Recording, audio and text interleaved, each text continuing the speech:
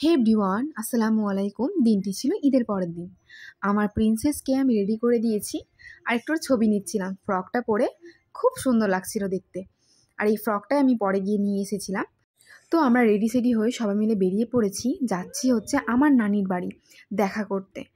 আম্মা তো বেরিয়ে পড়েছে, আম্মা চলে গিয়েছে, আমার দাদাও চলে গিয়েছে, সবাই সবার মতো করে গিয়েছে। আমি পর থেকে বেরিয়েছি যে সবার হাতে দেখা করবো এখানে।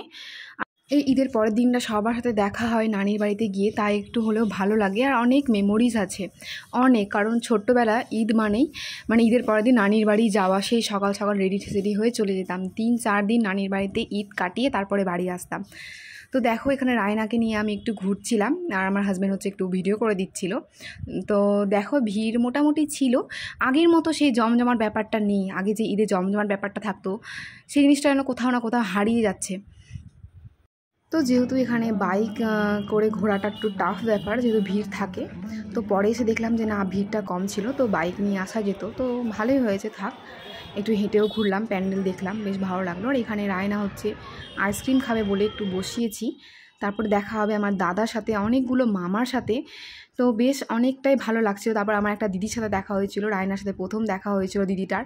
আবার ওকে সালামি দিল রায়নাকে। এই দিদিটা আমাদের পাড়ার, আমার মা একে আঁচল দিয়েছিল বিয়েতে, তাই এটা হলো আঁচল বোন আমাদের মধ্যে। তো তারপর দেখো, মেলাতে রায়না বললো এটাতে উঠবে, তো খানিকক্ষণই উঠেছিল, ওর মামা গিয়ে উঠালো, তো আবার এক পাক ঘুরে বলছে আর উঠবো না। তারপর জানো তো, মাঝপথে আমার হাজব্যান্ডের শরীরটা একটু খারাপ হয়ে গিয়েছিল গরমের মধ্যে, যেহেতু রোজা করেছিল এতটা দিন, তার মধ্যে একটু শরীরটা উইক হয়ে গিয়েছিল। তো বললো যে আমি আর কন্টিনিউ করতে পারছি না, দাদা আছে, তুমি নানির বাড়ি চলে যাও, আমার শরীরটা খুবই খারাপ করছে। তাই ওকে আর জোর করলাম না গরমের মধ্যে যে থাক, তুমি তাহলে চলে যাও বাড়ি, আমি তাহলে এখান দিয়ে নানির বাড়ি চলে যাচ্ছি, ওইখান দিয়ে আমি মাঝে সাথে বাড়ি চলে যাব।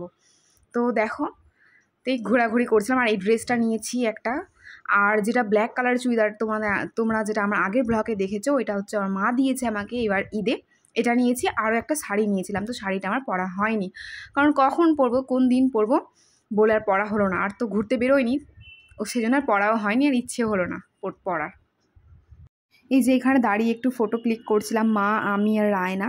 আর তোমরা একটা জিনিস খেয়াল করেছো, রায়না আর আমার ড্রেসটা কোইন্সিডেন্টলি ম্যাচিং হয়ে গিয়েছে। সেটা ভেবে কিনিনি, কিন্তু ম্যাচিং হয়ে গিয়েছে। তো বেশ ভালো লাগছিলো, সবাই বলছিল মা মেয়ের ড্রেসটা এক হয়ে গিয়েছে, তো ভালো লাগছিলো।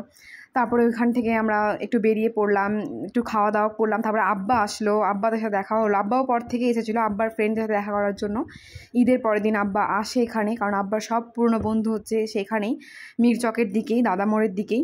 তো সবাই মিলে ওখানে খাওয়া দাওয়া করলাম, আইসক্রিম, পাঁপড়, এটা সেটা অনেক কিছুই খাওয়া হয়েছে, সেগুলো ভিডিও করা হয়নি, কারণ রায়না মাঝপথে বিরক্ত করছিল অনেক আমাকে। তারপর ভাবলাম যে আমাদের ঘোরাঘুরি তো হয়ে গেল, এবার বাড়ি যাওয়ার পালা। তো রায়না তো বলছিল না আমি আরেকটু কিছুক্ষণ থাকবো, ডান্স করবো। আসলে গান চলছে, তো গান মানেই বাচ্চারা একটু আনন্দ পায়, আমি বুঝতে পারি, রায়না বিশেষ করে, আর মনে হয় অন্যান্য বাচ্চাগুলো। তো ঈদ মানে হচ্ছে এগুলোই রায়নার কাছে এখন, যেহেতু খুব ছোট এখন, তো বুঝতে শিখেনি। আর এখানে মামার সাথে মেলা ঘুরছিল রায়না, তো আমি একটু ভিডিও করে দিচ্ছিলাম মামা ভাগ্নিকে। আর এভাবে আমাদের সময়গুলো কেটেছিল।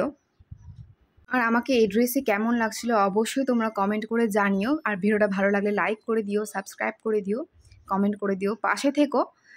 দেখা হচ্ছে আরও নেক্সট ব্লগে। ততক্ষণ সবাই খুব ভালো থেকো, সুস্থ থেকো। আর কিছু ছবি আমি তোমাদের সাথে শেয়ার করলাম, যেগুলো আমরা ক্লিক করেছিলাম। তো আর মা যে গ্রিন কালার শাড়িটা পরেছিল, ওই শাড়িটা আমি মাকে ঈদে দিয়েছিলাম। আর একটা পিঙ্ক কালারের শাড়িটা দিয়েছিলাম, যেটা মা ঈদের দিন সকালবেলায় পরেছিল, তো সেটাতে ছবি নেই আমার কাছে, সেজন্য শেয়ার করতে পারলাম না। তো এভাবে আমাদের দিনটা কেটেছিল, খুব কোনো কিছুই প্ল্যান্ড ছিল না, সব কিছু আনপ্ল্যান্ডভাবেই দিনটা কেটেছিল।